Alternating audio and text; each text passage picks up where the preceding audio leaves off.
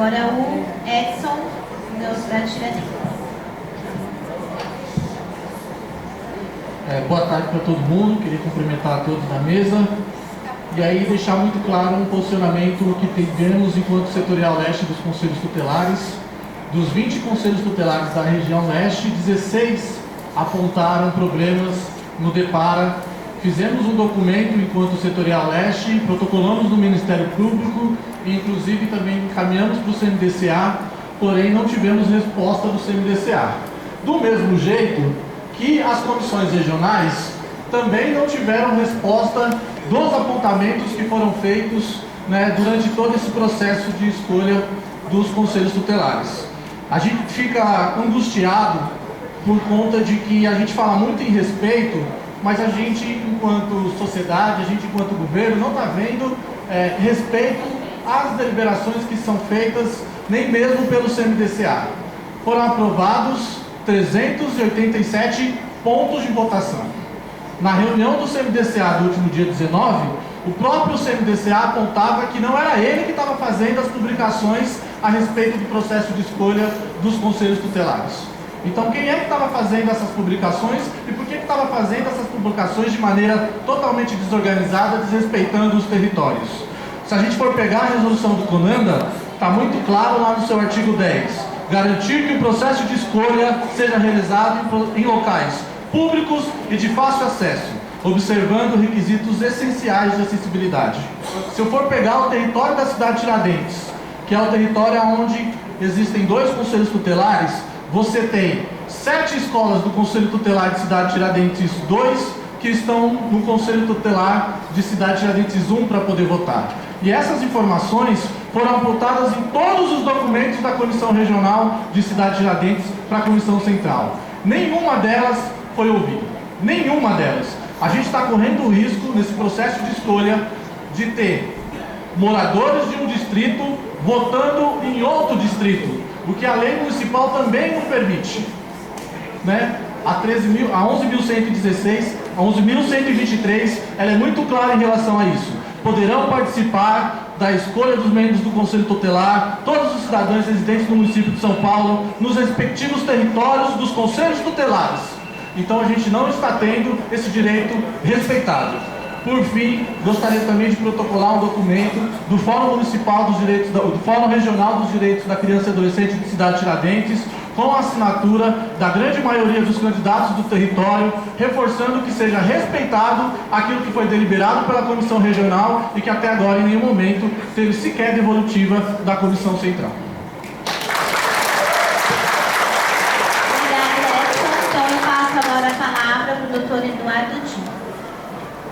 E aí já vou, antes de ele já ir falando, já queria pedir para o Deusdete de Parelheiros, José Liberato, que não tem um local, Sirlene Souza Pereira, tem mutirão do pobre. Enfim, aí eu vou entender aqui a letra e vou chamando. Doutor Eduardo Dino. Gente, eu só queria também anunciar que o doutor Marcelo, que é secretário adjunto de assistência social, também está compondo aqui com a mesa, que ele falou que quer ouvir um pouco, né, a questão dos conselhos também.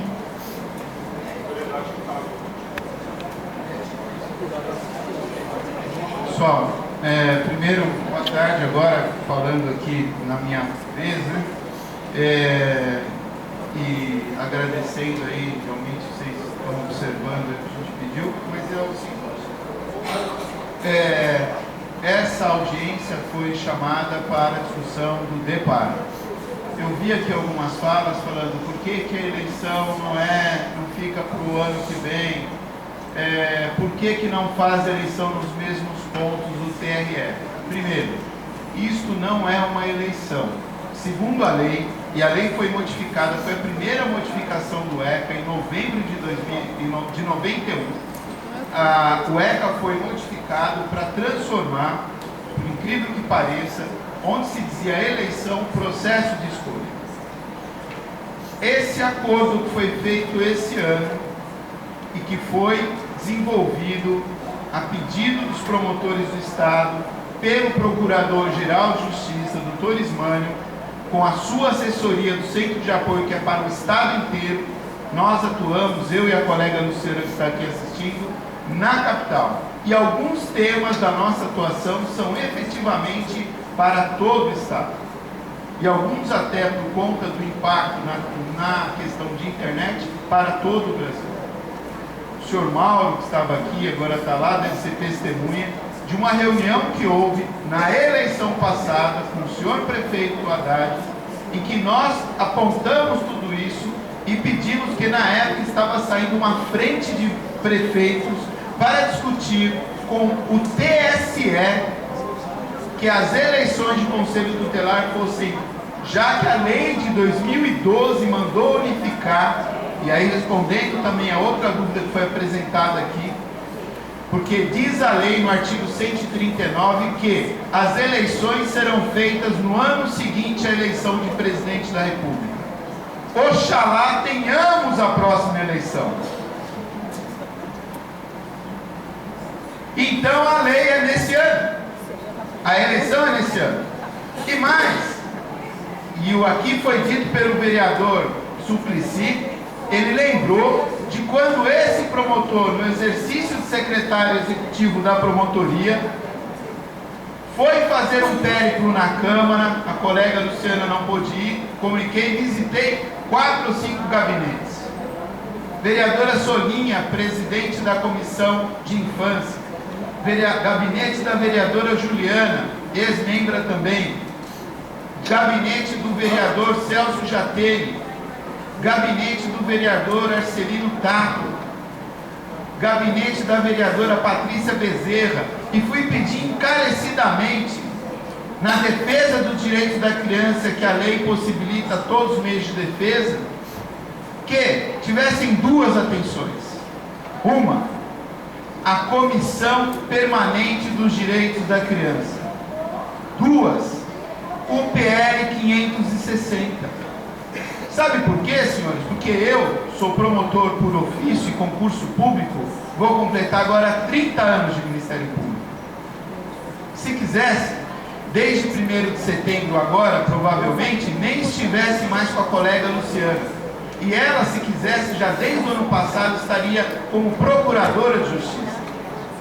E eu estaria dando parecer de forma em outra função. A gente não sabe que tem um compromisso de pelo menos fazer esse processo de escolha. E, vou dizer mais, prestem atenção na redação da lei que regulamenta conselhos tutelares na cidade de São Paulo. E os senhores vão ver, senhora Amélia, que o Conselho de São Paulo e a Comissão Eleitoral está antecipada 18 dias. Porque ela só tem de divulgar os pontos de votação 20 dias antes da eleição, segundo a lei. E tem mais. Quem, segundo a lei municipal, tem de dizer os pontos de votação, a mano militar, sem ter de ouvir ninguém, é a SMDHC. É isso que está escrito no artigo 8º da lei, com as modificações todas ocorridas, na verdade, do decreto 55463 de 2014. E isso foi decorrente da legislação que a lei municipal de 91, que estabelece essa forma. E muito ruim.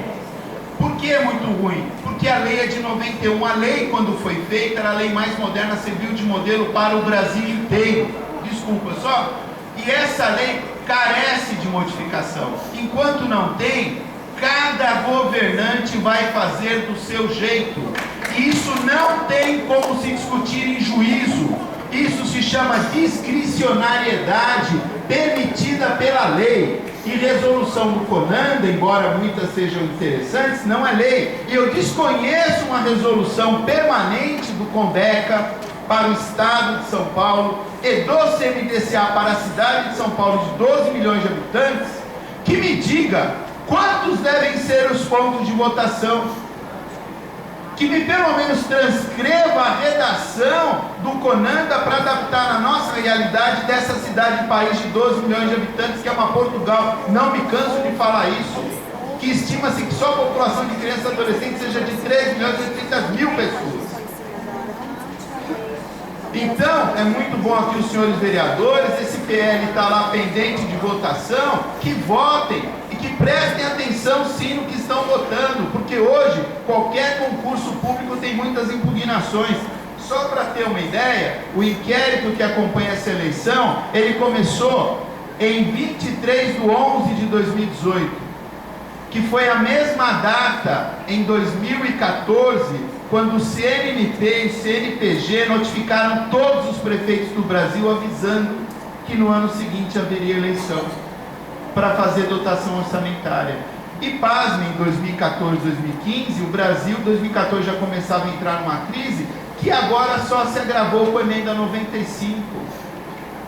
Então a gente está trabalhando sim com orçamentos restritos. O que eu fiquei contente de saber que aproximadamente o que se vai gastar com o TRE é próximo de 500 mil reais. Então, agora, essas discussões que eu estou vendo aqui pontuais, nós temos, esse inquérito tem hoje 8 volumes, cada volume 200 folhas. Nesse daqui, essa aqui é o mapa, são 5 folhas, com um mapa descritivo de todas as representações.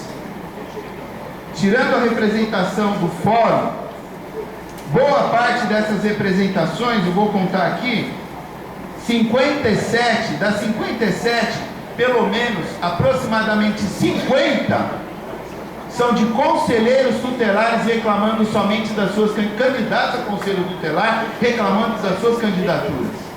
Algumas são feitas por vereadores sem prova nenhuma de ligação, sem dizer que ele é candidato, que ele é vereador, assambarcando vários candidatos. Esse requerimento e uma que já tem de campanha, uma outra representação que a gente mesmo tem feito, por campanha irregular, que já tem gente fazendo, foi encaminhado ofício para a Comissão de Ética da Câmara, da Assembleia e para a Comissão Extraordinária Permanente da Câmara. Não, e a gente está acompanhando, porque se for discutir em juízo, para nós, Ministério Público, esse prazo ainda nem surgiu. E nós estamos acompanhando como fiscal. O MP não é superinstância da Comissão Eleitoral. Não faz parte da Comissão Eleitoral. E a gente tem acompanhado. E quando, acho que a senhora Iracema, quando ela quer dizer assim, nós propusemos, é que talvez ela tenha proposto. Mas na votação da comissão não foi a deliberação que foi encampada. Então a gente precisa aprender que a gente lida com o colegiado, que tem tudo colegiado, que não é a minha vontade, é a vontade do colegiado, que existe uma lei na cidade de São Paulo que precisa ser modificada, porque enquanto não for, vai ser essa lambança. E a gente vai apurar no caso. E nós do MP estamos esperando também essa lista. Eu quero saber, não é o DEPARÉ, zona, seção, colégio. Se bate com o distrito do conselho que vai ter aquela eleição. Por quê?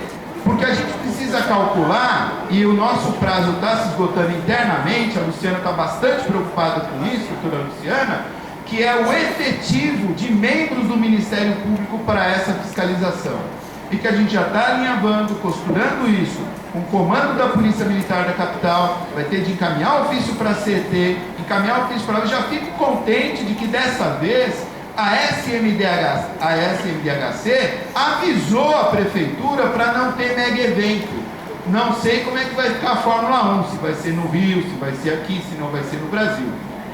Mas não é pelo menos nessa data, porque no pleito de 2015, eu não sei se os senhores se recordam, era dia de corrida da Fórmula 1. Teve de ser feita uma rede de WhatsApp entre o comando da PM, nós, Ministério Público, e a gente liberou 2 GCMs que estavam presos e algemados depois de terem sido roubados e terem as armas roubadas. Fomos a primeira unidade que chegou, foram 2 promotores no carro do Ministério Público, que tirou aqueles 2 coitados do cárcere.